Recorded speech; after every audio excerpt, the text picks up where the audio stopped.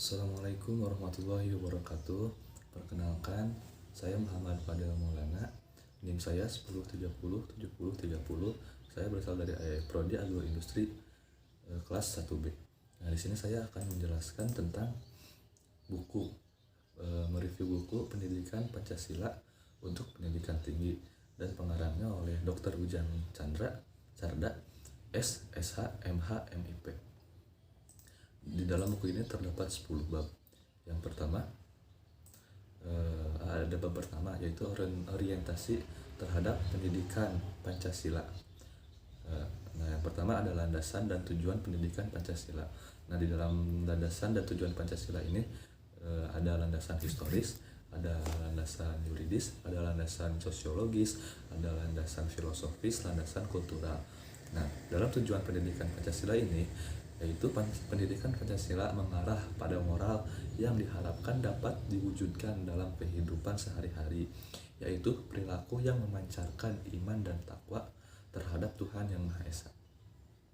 Dalam masyarakat yang terdiri atas berbagai golongan agama, perilaku yang bersifat kemanusiaan yang adil dan beradab, perilaku kebudayaan dan beraneka kepentingan, perilaku mendukung yang kerakyatan yang mengutamakan kepentingan bersama di atas kepentingan dan golongan. Yang selanjutnya ada rumusan Pancasila. Rumusan Pancasila ada secara etimologis, rumusan Pancasila secara terminologis, secara historis. Nah, tujuan mempelajari Pancasila yaitu mempelajari Pancasila adalah ingin mengetahui Pancasila yang benar, yakni yang dipertanggungjawabkan baik secara yuridis, konstitusional maupun secara objektif ilmiah. Nah, yang selanjutnya bab 2. Bab 2 memahami sejarah Pancasila sebagai lambang negara Indonesia. Pancasila dalam sejarah bangsa Indonesia. Pancasila yang pertama ada pra kemerdekaan, yang kedua Pancasila era kemerdekaan, yang ketiga ada Pancasila era Orde Lama, yang keempat ada Pancasila era Orde Baru, yang kelima ada Pancasila era Reformasi. Nah, yang selanjutnya Pancasila sebagai lambang negara Indonesia. Yang pertama ada sejarah lambang negara, yang kedua ada pengertian, ada bentuk lambang negara, penggunaan lambang negara, dan larangan penggunaan lambang negara. Nah, yang terakhir di bab 2 ini memahami Pancasila sebagai lambang negara Indonesia dari putusan Mahkamah Konstitusi nomor 4 garis miring PUU strip X strip 10 garis miring 2012. Bab 3 memahami Pancasila sebagai sistem filsafat. Pengertian filsafat. Nah, dalam buku ini pengertian filsafat berasal dari istilah Yunani, yaitu filosofia. Filosofia dalam bahasa Yunani merupakan kata majemuk yang terdiri dari philein berarti mencintai, sedangkan philos berarti teman. Yang selanjutnya di bab 3 ini pengertian Pancasila sebagai sistem filsafat, yaitu Pancasila sebagai jati diri bangsa Indonesia. Yang kedua susunan kesatuan sila-sila Pancasila bersifat organis. Yang ketiga Pancasila yang bersifat hierarkis dan bentuk piramidal. Terus ada konsep dasar filsafat Pancasila. Ada landasan filsafat Pancasila, landasan ontologis Pancasila, landasan ontologis, landasan epistemologis, dan ada landasan aksiologis Pancasila. Masuk ke bab 4. Bab 4 memahami Pancasila sebagai sistem nilai, etika, dan norma. Pengertian nilai, etika, dan norma. Yang pertama pengertian nilai. Nilai pada hakikatnya adalah sifat atau kualitas yang melekat pada suatu objek, bukan objek itu sendiri. Ada pengertian etika. Etika atau ethics berasal dari bahasa Yunani etikos, moral, dan ethos, sifat. Juga merujuk pada nilai-nilai atau aturan-aturan tingkah laku yang ditentukan oleh suatu kelompok atau perorangan. Pengertian norma. Menurut KBBI, norma adalah aturan atau ketentuan yang mengikat warga kelompok dalam masyarakat.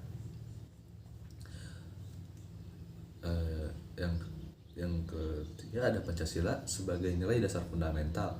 bagi bangsa dan negara. Pancasila sebagai dasar filsafat negara serta filsafat hidup bangsa Indonesia pada hakikatnya merupakan suatu nilai-nilai yang bersifat sistematis, fundamental, dan menyeluruh. Masuk ke bab 5. Memahami muatan sila-sila dalam Pancasila. Hakikat nilai-nilai terkandung dalam Pancasila. Yang kedua ada isi arti materi atau muatan sila-sila dalam Pancasila.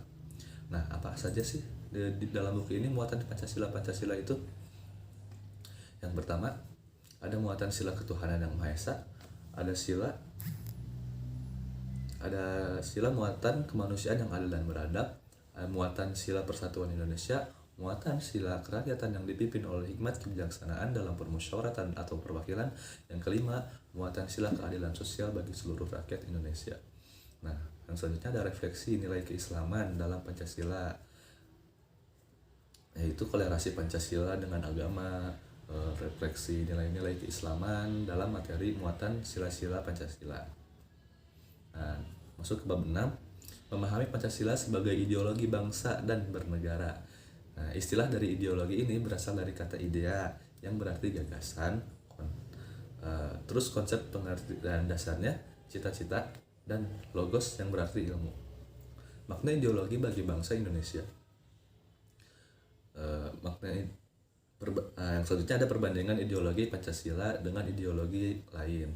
Yang pertama ada ideologi Pancasila, ideologi liberalisme, ideologi konservatif, ideologi sosialisme sampai komunisme, dan ideologi fasisme. Kedudukan dan fungsi Pancasila dalam tata kehidupan bangsa dan negara. Nah, kita masuk ke bab 7, memahami demokrasi Pancasila. Kenapa sih kita harus memahami demokrasi Pancasila? Yang pertama, ada perkembangan demokrasi di Indonesia. Kita harus mengikuti perkembangan demokrasi yang ada di Indonesia itu. Terus ada istilah dan pengertian hak asasi manusia.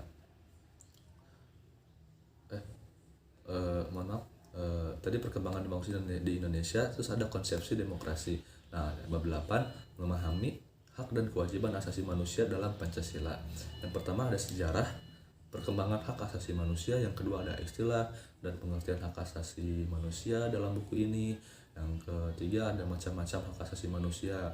Nah, dalam macam-macam ini banyak sekali macam-macam hak asasi pada manusia, yaitu hak untuk hidup, hak untuk bicara dan menyampaikan pendapat, yang ketiga hak kebebasan berkumpul, yang keempat hak untuk turut serta dalam pemerintahan, dan yang kelima hak untuk melanjutkan keturunan.